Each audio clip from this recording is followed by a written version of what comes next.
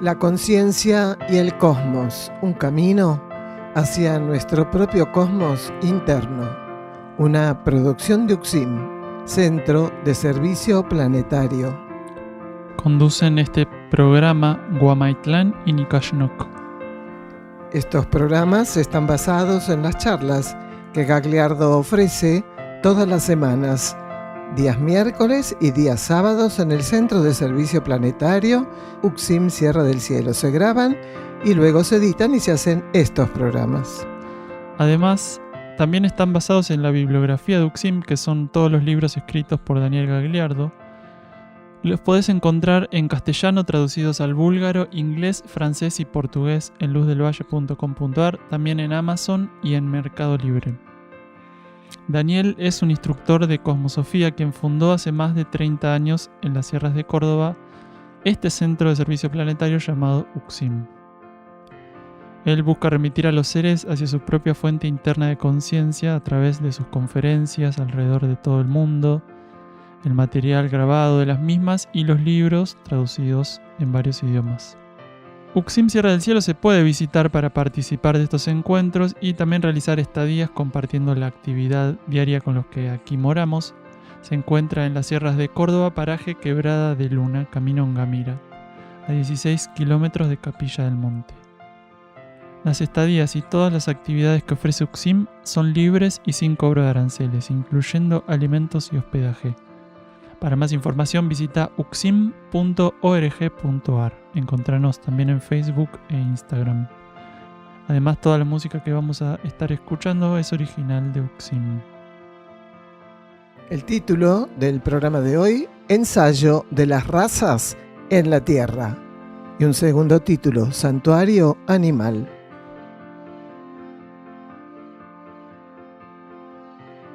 En el transcurso de este programa vamos a leer la nota número 1 del cuaderno de notas número 1. Colaborar con la energía de instrucción forma parte de la tarea de un grupo abocado a expresar el plan evolutivo.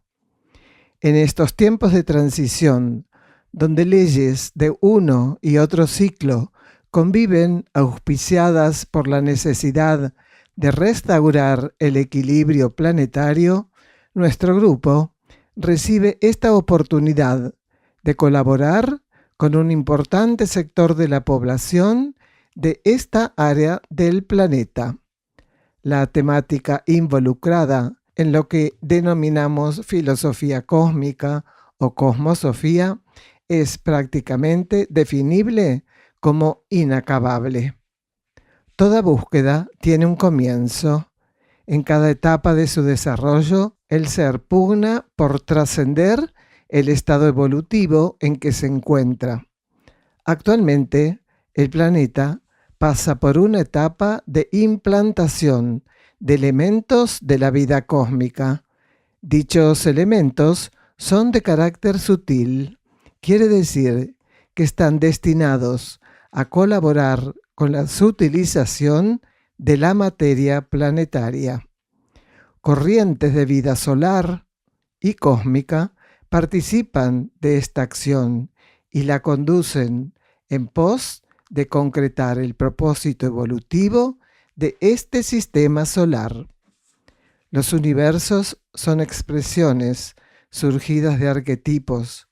Cuando en relación a estos temas decimos que un planeta, un sistema solar, una galaxia o un conjunto de galaxias tienen que expresar su propósito evolutivo, estamos diciendo que esos núcleos deben expresar lo más perfectamente posible el o los arquetipos que brindaron los impulsos de sustentación y exteriorización de los mismos. Estas corrientes de vida cósmica son las encargadas de conducir los universos a su realización evolutiva.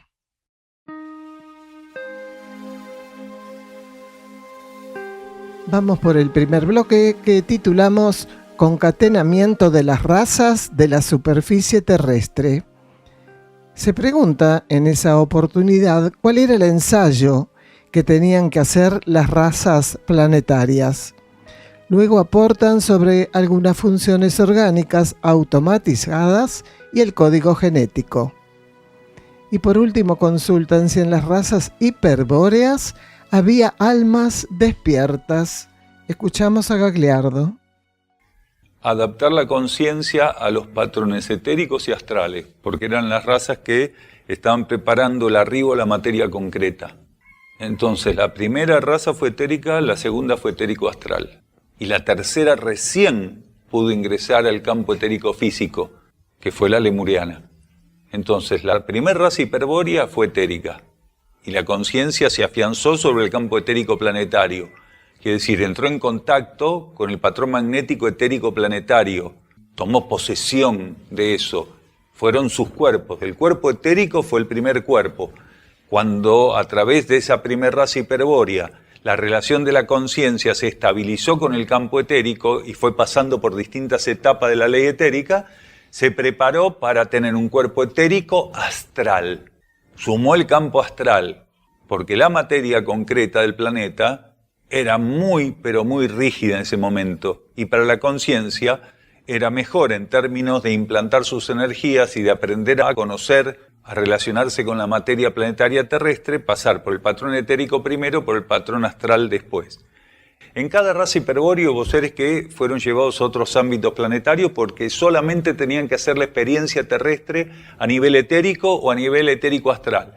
Pero había otros que tenían que hacer la experiencia etérica, etérico-astral y después pasar al etérico-física con los otros subplanos que correspondiera.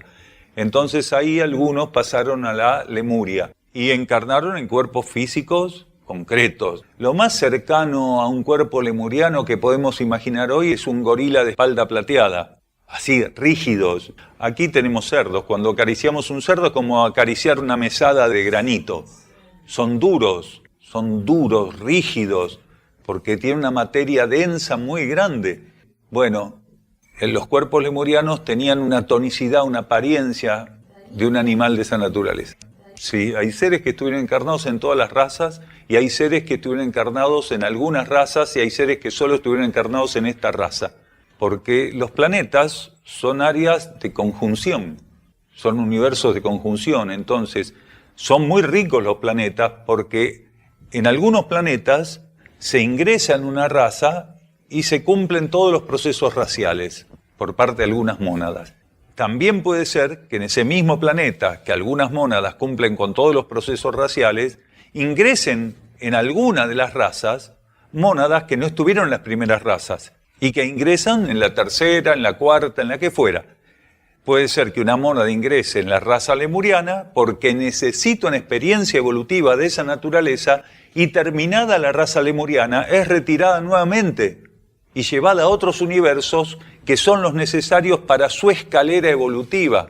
Por eso es que somos únicos, no tenemos las mismas necesidades evolutivas. Entonces, hay seres, confirmamos, que están desde la primera raza hiperbórea. Otros están desde la Lemuria. Otros ingresaron en la Atlántida. Otros ingresaron ahora, en la época posatlántica o adámica. Entonces, dependiendo nuestras necesidades evolutivas. El planeta Tierra es muy heterogéneo en ese sentido. No solo a nivel de la superficie, también en las civilizaciones internas hay una multiplicidad de orígenes cósmicos inmensos, solamente que en esos planos, en ese contexto, todo es en armonía, en equilibrio. En cambio nosotros no pudimos, con toda esta heterogeneidad, ni siquiera hacer que los judíos y los árabes puedan estar 10 minutos bien. Algunas estaban automatizadas, otras estaban en vía de automatización. No, porque el arquetipo con el que se tenía que ensayar, porque ese tipo de funciones automatizadas en la primera raza y en la segunda no tenían sentido porque no había cuerpo físico. No, porque las primeras razas no respiraban. No se tiene una definición concreta de cuáles fueron las funciones automatizadas y las que no. La jerarquía lo que transmitió es que algunas funciones estaban automatizadas y otras estaban en vías de automatización como parte del aprendizaje kármico que se tenía que hacer. Eso es lo que dijimos siempre respecto a esto. Claro, exacto. Si no está en el código genético, una función fisiológico-metabólica no se da, o un comportamiento determinado no se da. El código genético garantiza que aquello que tiene que recibir el ser como herramienta esté presente, por más que él incluso no lo quiera utilizar. No. En cada raza se cambia el código genético. No, es que no serviría. Si nosotros tuviéramos el mismo código genético de los lemures o de los atlantes, tendríamos que hacer ensayos lemures o atlantes, con las limitaciones y los alcances propios de los lemures y atlantes. Y en esta futura raza, en el advenimiento de la sexta raza, los seres que vengan al planeta nuevamente, incluso hoy algunos ya tienen nuevo código genético, que no tiene nada que ver con el ADN. El código genético es quien franquea posibilidades bajo algo que se conoce como ley de síntesis. El código genético utiliza la ley de síntesis para conducir a las partículas con una sabiduría perfecta. El código genético tiene una sabiduría perfecta. Que el alcance no sea mayor porque está previsto en base a las necesidades del ser. La limitación genética es otra cosa. Pero dentro del alcance que tiene, de lo que está previsto para el alcance del código genético, es perfecto. ¿Por qué? Porque es una expresión de la ley creativa, el código genético. Todas las partículas tienen código genético. Incluso el reino mineral tiene código genético. Solo que la ciencia no lo confirma, no lo acepta, lo niega, porque busca un código genético que sea identificable como pasa en los vegetales, en los animales, en los seres humanos. Entonces no lo va a encontrar bajo esos parámetros. Los minerales tienen un código genético que es un patrón oculto electromagnético. Entonces, como la ciencia no puede reconocer ese patrón oculto, ese núcleo electromagnético oculto, dice que los minerales no tienen vida por motivos obvios, no se mueven, no respiran, no se reproducen, como si todo en el cosmos tuviera que tener los mismos parámetros para ser denominado vida. Entonces se les escapa eso, porque vida es todo, no hay nada que no sea vida. Todo lo que existe, no importa de qué modo, es vida, porque la energía está ahí, haciendo algo. ¿Y qué está haciendo? Abasteciendo la vida. Como no hay un solo contexto donde la energía no esté presente, actuando con su dinámica, no hay un solo contexto que no pueda ser reconocido como vida. Donde hay energía hay vida, donde hay vida hay energía. Son aspectos que no pueden ser separados. Es lo mismo dicho de otro modo. Quiere decir, vida, energía, esencia y conciencia. Después, llegado el caso, se suma la sustancia. Pero esos 4 elementos están presentes siempre. No, ni mónadas despiertas, porque el despertar monádico y el despertar anímico se da a partir de ciertas etapas. En esas etapas tan primitivas no. Pero había almas que para ese momento y para ese entonces habían alcanzado el nivel adecuado para el paradigma con el que tenían que ensayar, y otras venían más demoradas, como ocurre siempre. No podemos hablar de evolución solamente cuando estamos ya en una raza donde existe el despertar monádico y el despertar anímico. Para cada etapa, para cada raza, para cada nivel de conciencia, hay arquetipos. Cuando se acerca a cierto arquetipo, quiere decir que la evolución de ese elemento fue suficientemente satisfactoria. Y en ciertas etapas, esa evaluación suficientemente satisfactoria involucra el despertar anímico y el despertar monádico. Como ahora, que esta es una etapa de una raza que tiene que vivir a partir de un porcentaje de su composición el despertar monádico y el anímico. Un poco de historia, ¿no?, de la conformación planetaria y la humanidad en el planeta. Luego vamos a ver sobre la implantación de los reinos infrahumanos o reinos hermanos. ¿Y por qué percibimos que teníamos que leer esta nota?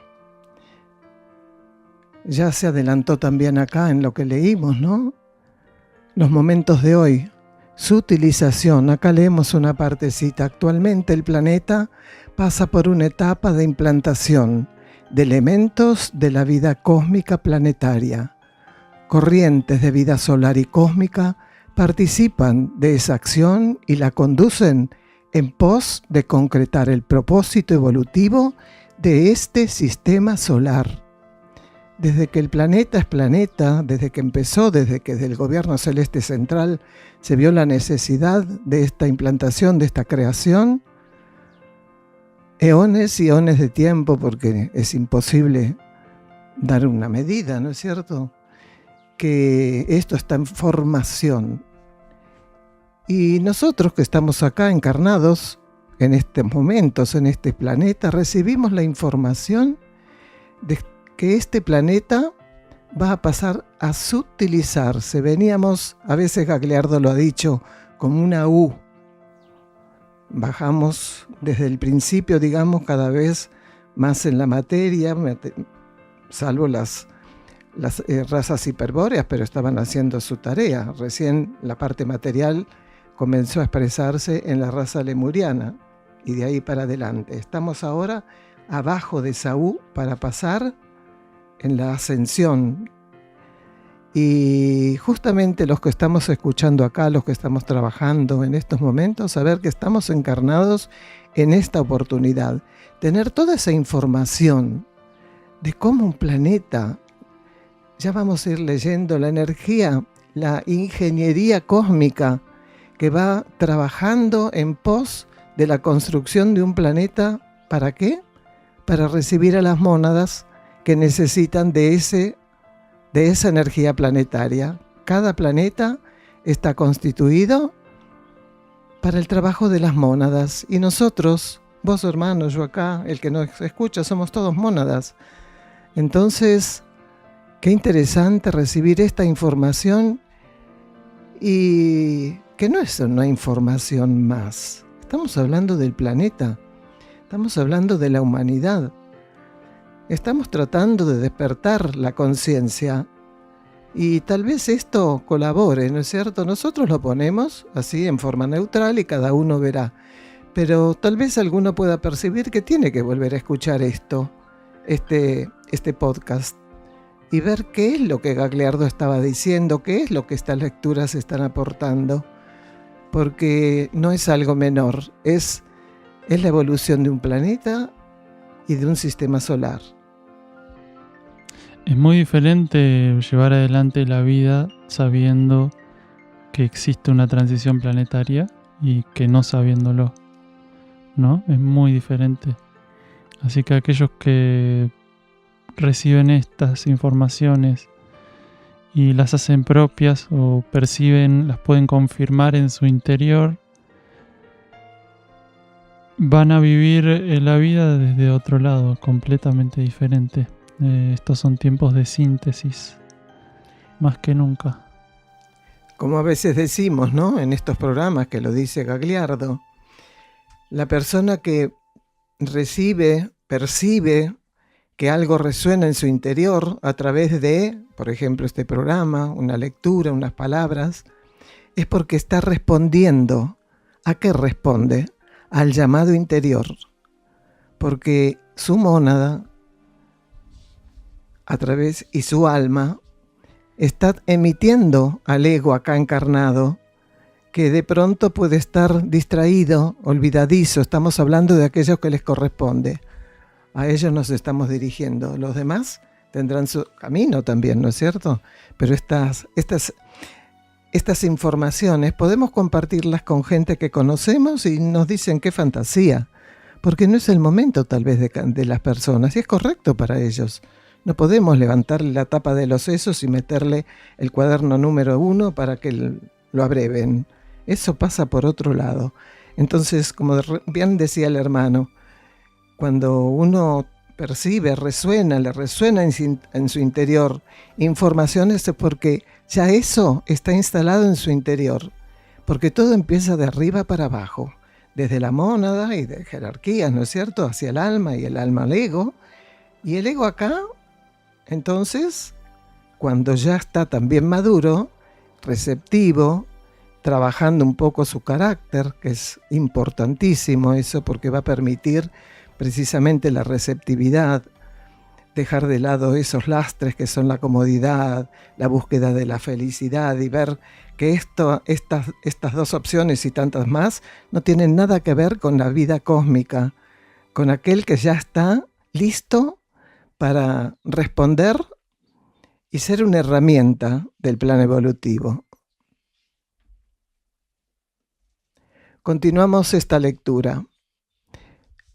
Dentro de un sistema solar se dice que un planeta se consagra o se torna sagrado cuando comienza a expresar los atributos del logo solar sin interferencias.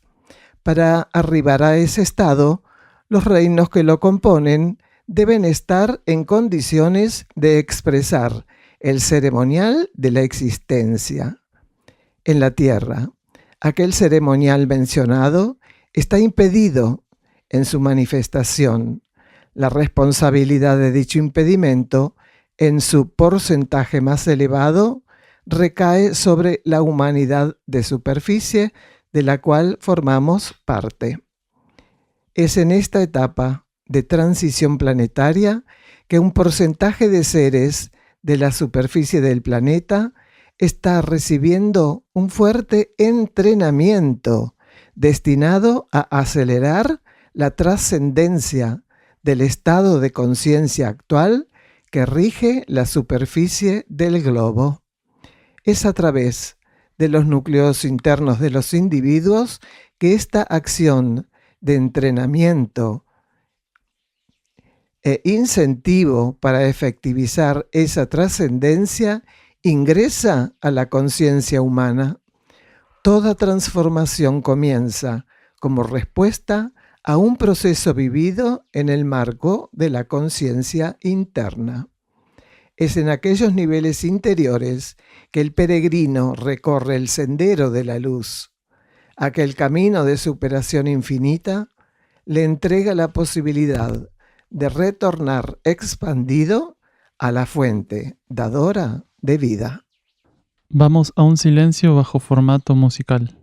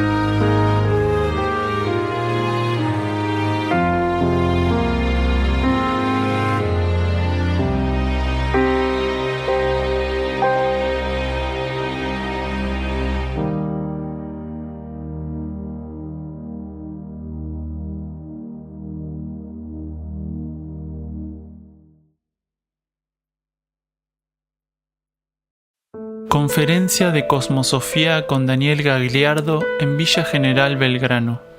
Ciclo 2026. En estos encuentros, Daniel Gagliardo responde desde la óptica interior a las preguntas del público asistente, en asistencia de aquellos seres que buscan armonizar su conciencia con el actual contexto de transición planetaria, brindando herramientas de filosofía espiritual práctica, alineadas con la nueva polaridad energética del planeta. Domingo 22 de febrero, convocatoria 18 horas, inicio 18:30 horas, en Casa Alemana, Asociación Rosamunde, Avenida Manantiales 53. La entrada es libre y gratuita. Toda realidad interna debe encontrar espejos en los elementos que configuran su contraparte exterior. Vuestros cuerpos mentales, emocionales y etérico-físicos son convocados por sus energías rectoras a un encuentro en el propio centro de conciencia. Es en ese encuentro que los estímulos para confirmar su adhesión les serán ofrecidos. Mas no confundáis la naturaleza de esas dádivas.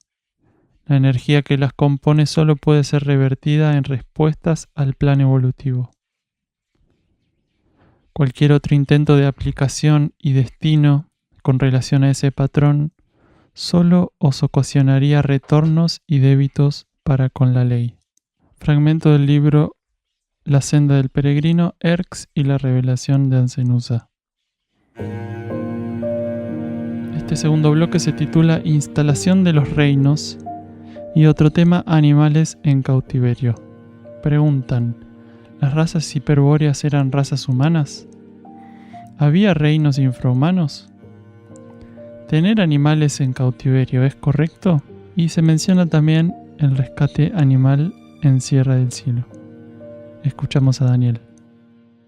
Estamos hablando de razas humanas, estábamos hablando del concatenamiento de raza de la superficie de la Tierra, pero ya había otros reinos. Lo que ocurre es que generalmente, salvo que evolutivamente tenga que ser considerado de otro modo por las jerarquías, la conciencia humana es la última en instalarse en un campo de energía. Primero se adapta a ese campo de energía a través de otros reinos. Como pasa, si alguien sabe de peces, las personas que crían peces de mar, de agua salada, que tienen acuarios enormes de agua salada, saben que no se puede llenar un acuario de agua salada y poner cualquier pez porque muere. ¿Qué necesita? Que haya peces que tienen una resistencia mucho más grande, que sean los que se encarguen de vivir primero e implantar la microbiota de esa agua, porque si no esa agua es tóxica para cualquier pez. Hay peces que están preparados para estar en aguas que prácticamente no tienen aún los microorganismos necesarios para la vida marina. Un poco pasa lo mismo. Hace falta la presencia de conciencias que forman parte de reinos infrahumanos para que se implante cierta energía. Y una vez que esa base energética esté implantada, ahí, por lo menos en nuestro planeta es así, y puede ser que en otros planetas sea con variables del mismo modo, aunque sabemos que en el cosmos la multiplicidad es muy grande. Entonces, lo mismo que pasa con esos acuarios, una vez que esos peces ya pasaron varios meses, que el funcionamiento del acuario, que el pH, que la salinidad, que los estudios bacteriológicos y microorganismos y de algas da perfecto, ahí se traen los peces. Por eso la gente antes perdía tantos peces, asesinaba tantos peces porque no sabían eso. Después lo fueron descubriendo para perjuicio de los peces. No necesariamente, si el acuario está atendido correctamente, no necesariamente. Pero tenemos que entender que lo mismo que pasa en mar abierto, las temperaturas, el nivel de salinidad, las corrientes, hacen que la agrupación de peces sea diferente, la distribución de especies de peces sea diferente en todo el planeta. No solo por temperaturas, por salinidad, sino también por profundidad y por otras tantas cosas. Hay sectores del océano que tienen microorganismos que no están en otros sectores. Hay sectores del océano que tienen fitoplancton o bioplancton diferentes. Entonces, hay muchas cosas, pero digamos que si está bien atendido un acuario no tendrían que estar cambiándole el agua, solo reponiéndole parcialmente. Porque si los filtros funcionan adecuadamente, si no se genera una sobreabundancia de alimento que hace que el agua se estropee, si las redes de circulación y de barrido de excremento de los peces funcionan, bueno, hay un montón de cosas que tendrían que estar funcionando bien. Bueno, si el ser lo hace compulsivamente por una cuestión de posesión, es una cosa. Ahora, puede haber casos donde ciertas mónadas en almas grupo de peces, como de cualquier otro animal, necesitan estar en cercanía a través de algunas especies, necesitan estar en cercanía de la conciencia humana, de la aura humana. Entonces, algunos especímenes son puestos en cercanía de la aura humana a través del cautiverio, que desde el punto de vista del consciente izquierdo es brutal, Pero si fue guiado internamente, ese cautiverio no tiene el peso kármico de quienes mantienen presos animales simplemente para su satisfacción. Si una persona internamente recibe la indicación de tener un pájaro o un pez o algún animal que necesita de un cierto control y límite, porque si no se iría, se marcharía, y cumple con eso, lo que está haciendo es un servicio, porque ese pájaro, ese pez o aquel animal, el que fuera, al recibir esa influencia que está avalada por una necesidad del alma grupo, el ser que está haciendo eso está haciendo un servicio a ese alma grupo. Por extensión está haciendo un servicio al planeta. Entonces, no se debe tener animales en cautiverio si no fuera que tenemos claro que estamos siendo estimulados para eso. La obediencia interna. Exacto. Porque como nosotros generamos un fraccionamiento de la relación del reino humano de superficie con reinos infrahumanos, con los reinos inferiores, entonces hubo un relacionamiento con algunos seres que no se hizo de los reinos inferiores y que a veces esa fisura se suple como a través de eso. Puede ser que un animal, por indicación interna, pase a ser custodiado por un ser humano en su casa, dándole las atenciones necesarias. El animal lo primero que aprende es que ya no tiene que utilizar todo su tiempo en cuidar de su vida y buscar alimento. Y eso lo relaja. Entonces se torna receptivo de una influencia que en el medio salvaje o silvestre le cuesta. Los pájaros están en continuo estrés. En algunas regiones están en continuo estrés, pues son regiones que tienen muchos halcones, muchos chimangos o distintos tipos de predadores. Entonces, los roedores lo mismo, los cuises están en estrés. ¿Ustedes no vieron cómo de repente un cuis se queda congelado y de repente sale disparado como un cohete? ¿Saben qué es eso? Estrés. Lo mismo la liebre. Viven con estrés. Entonces, no es que no sea evolutivo ese estrés. De hecho, le sirve para su evolución. Pero a veces las almas grupo necesitan que algún espécimen en particular pase al cuidado, la cooperación de un ser humano despierto internamente que le evita el estrés, le asegura la comida, el agua, un trato diferente. Entonces el animal, al ingresar al aura de ese ser humano, empieza a vivir experiencias potencialmente totalmente diferentes que el resto de sus congéneres no vive. Y eso lo capitaliza el alma grupo y lo distribuye con las otras mónadas que están a cargo de los otros especímenes que no tienen condiciones evolutivas para estar dentro del aura de este ser humano. Entonces, ¿cómo se puede saber cuándo esto es necesario intuitivamente?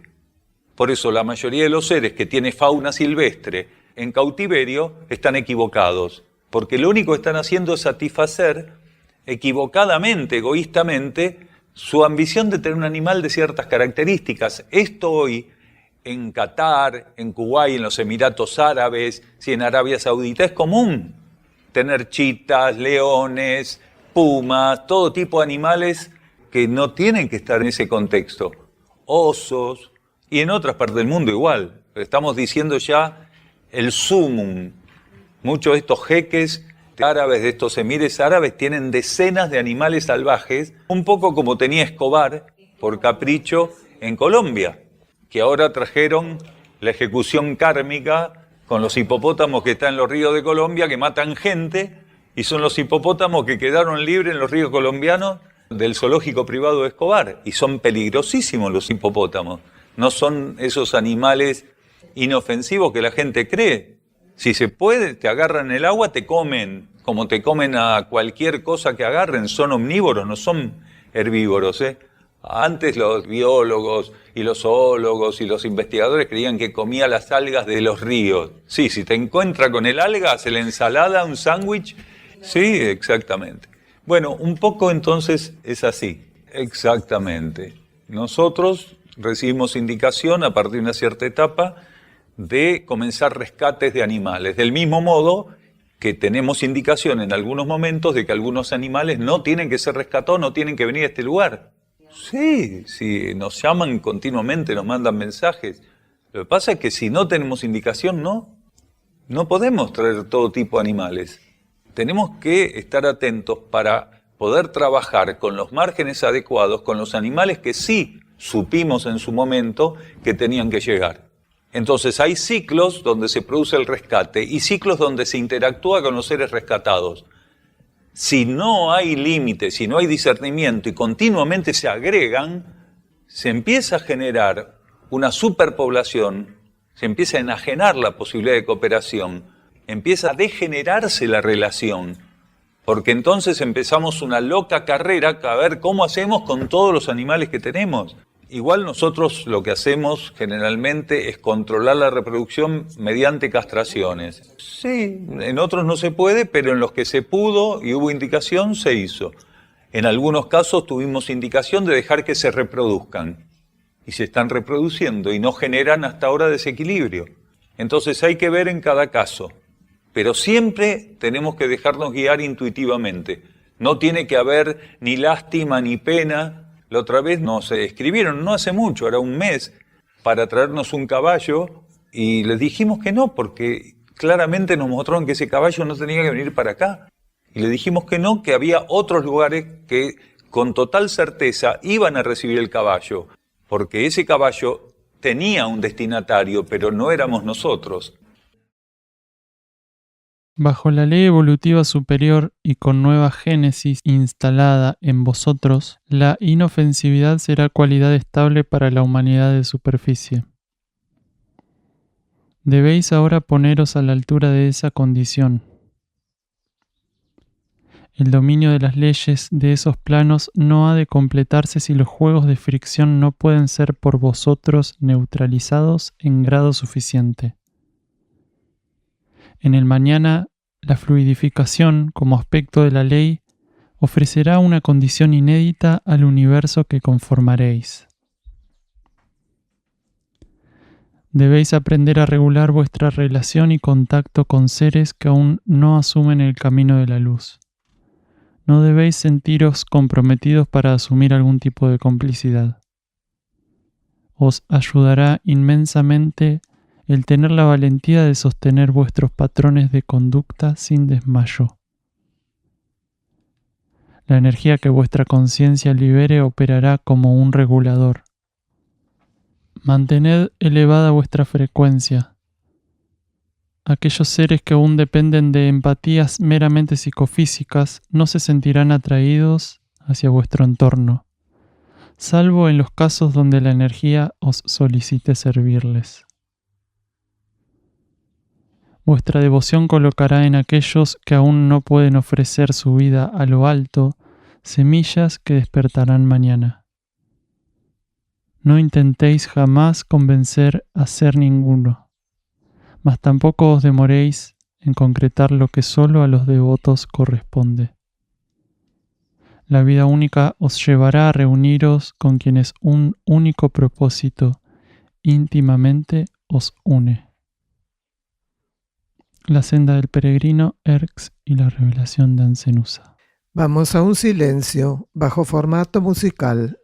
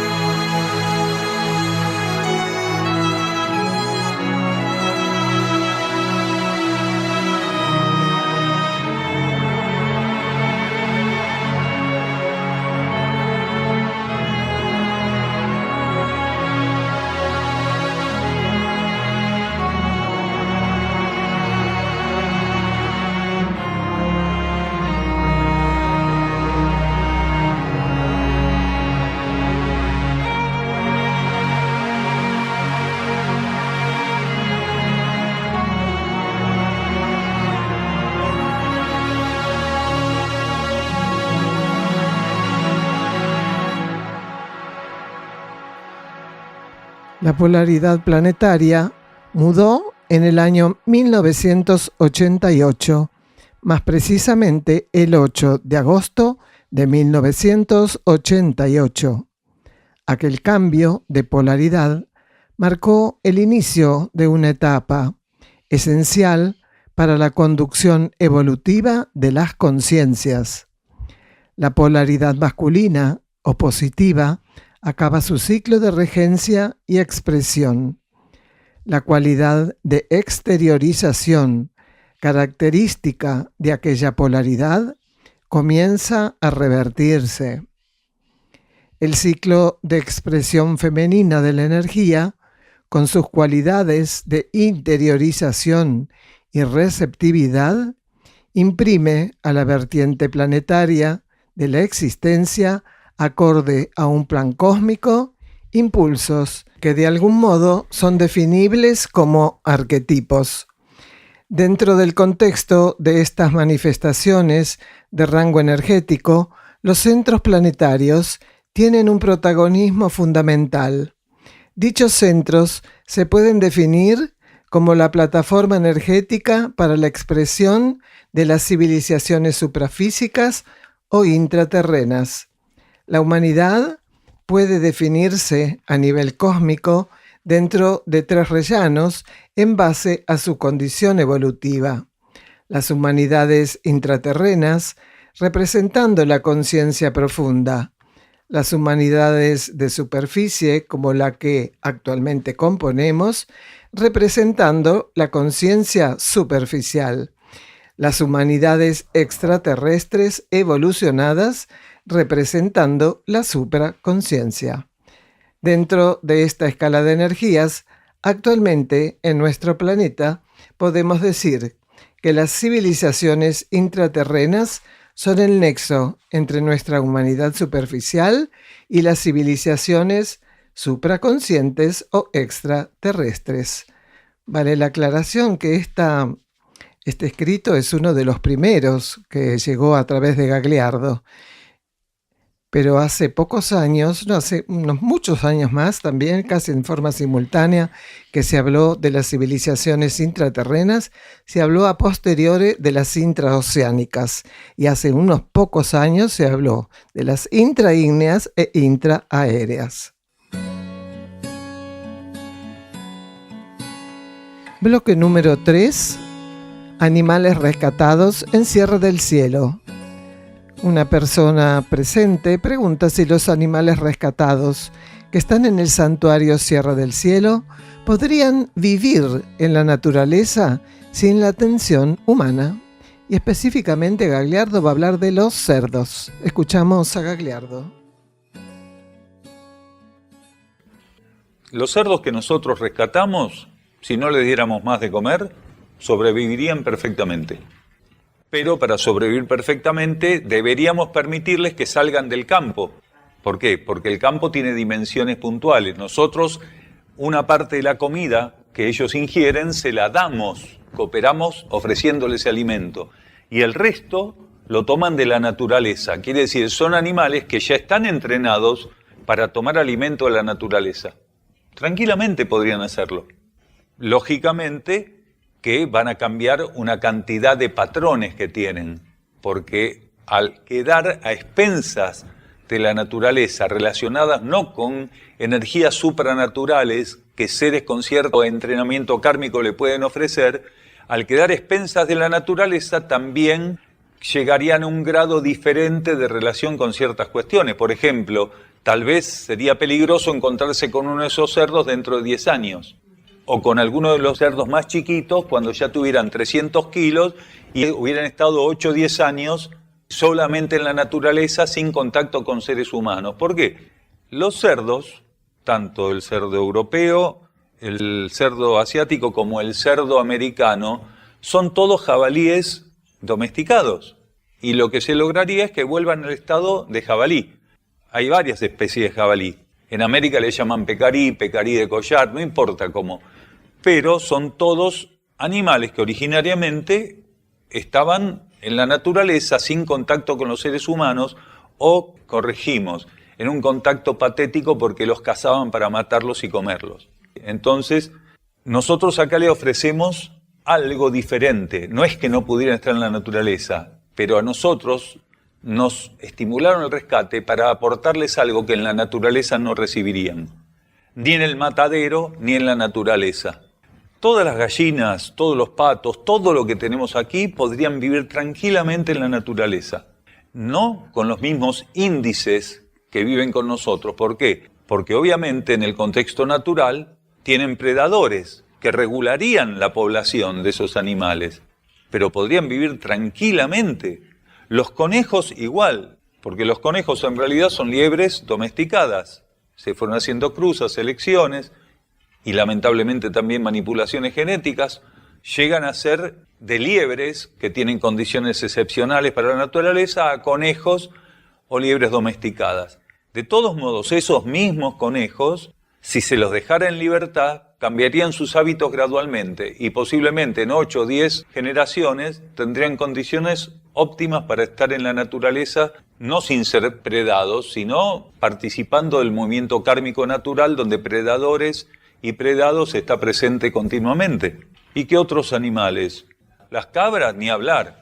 Las cabras, si las soltamos, viven perfectamente. Las ovejas, sí, se sueltan solas, tal cual. Entonces, los asnos, ni hablar. Es uno de los animales que mejor se adapta a cualquier contexto natural, porque son animales inteligentísimos, tienen una energía óptima, y solamente el amansamiento brutal que han hecho los ha tornado más tímidos o desconfiados. Pero los asnos que nacen en la naturaleza, los garallones que nacen en la naturaleza, tienen un temperamento y una actitud que no tiene nada que envidiarle al caballo.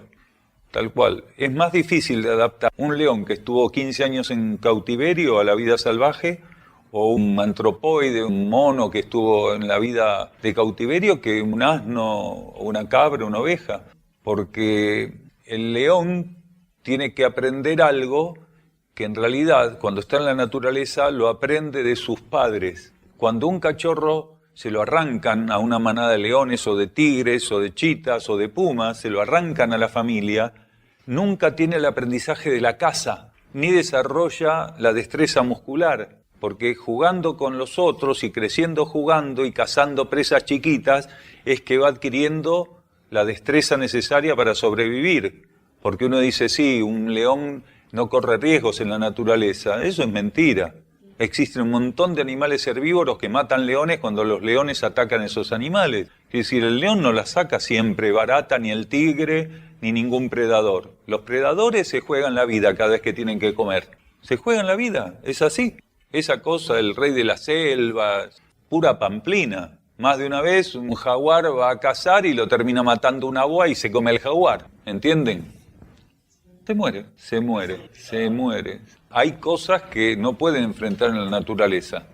Por eso, entre otras cosas, no tiene las mismas cerdas, el mismo pelaje ni el mismo cuero un jabalí que uno de estos cerdos. ¿Por qué? Porque estos cerdos los debilitaron genéticamente, mientras que un jabalí o un pecarí o un facoquero tienen toda una coraza de cerdas que hacen que, en caso de que se lastimen, las moscas no tengan el mismo acceso a la herida. Por eso a veces no tienen problema de bichera, porque la herida queda muy metida debajo de las cerdas. En cambio, miren lo que son los cerdos nuestros.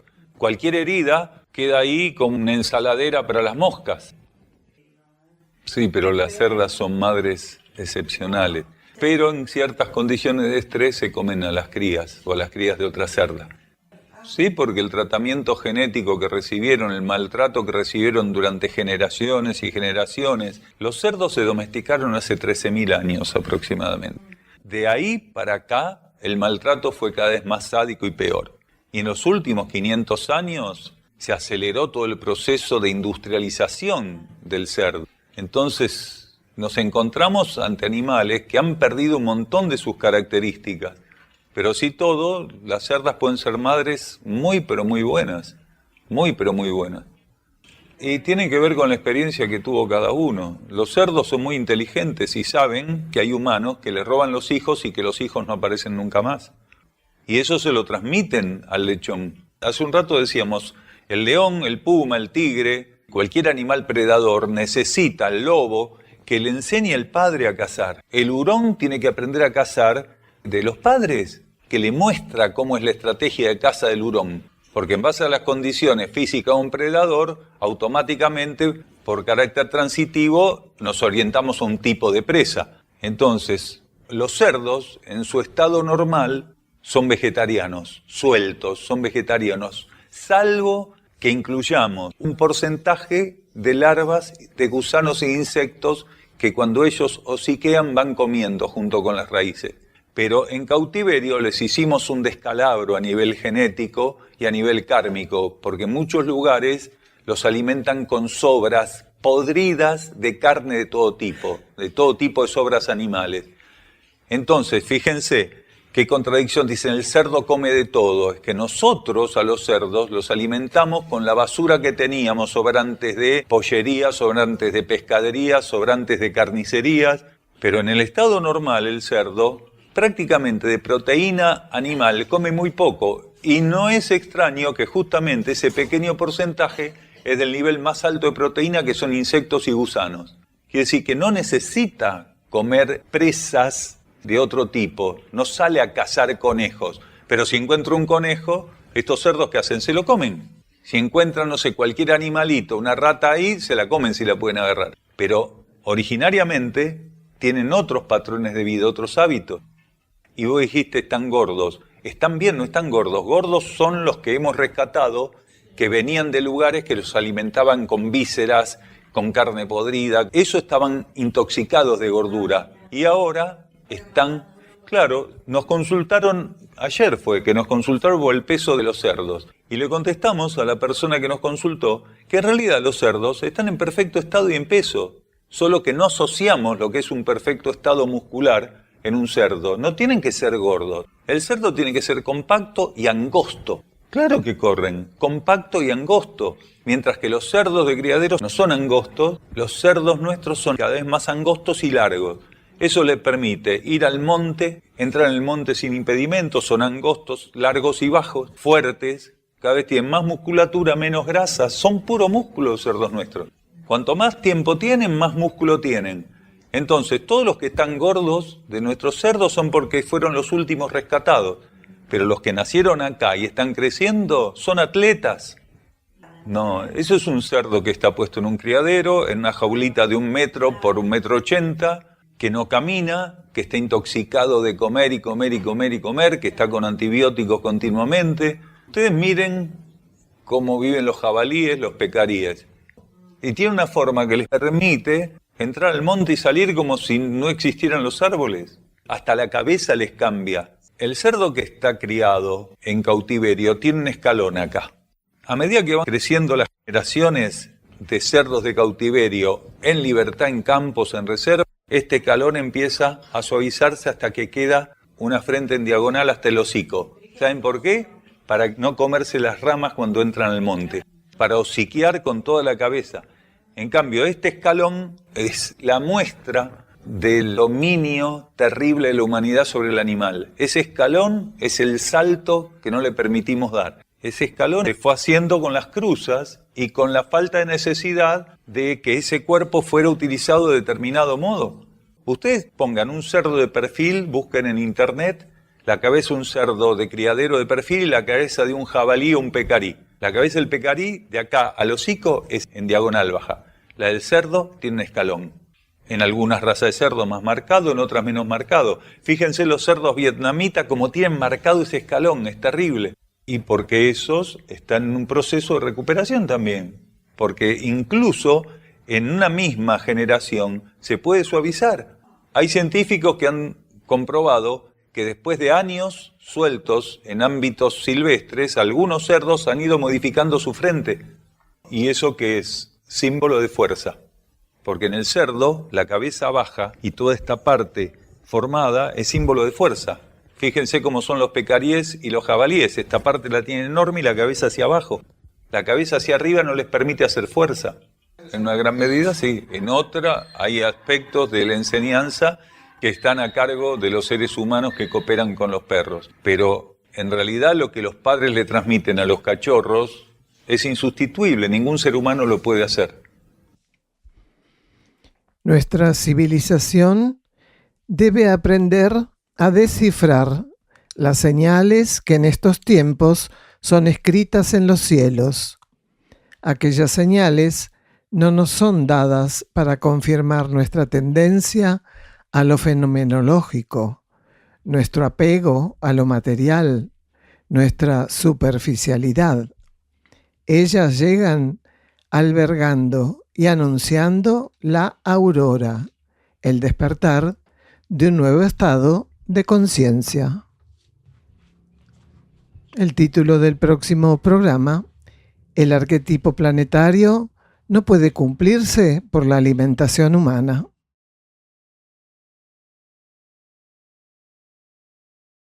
Desde Ancenusa, la luz transporta a la morada esencias de los reinos. La Hermandad de la Luz, versículos de instrucción profética.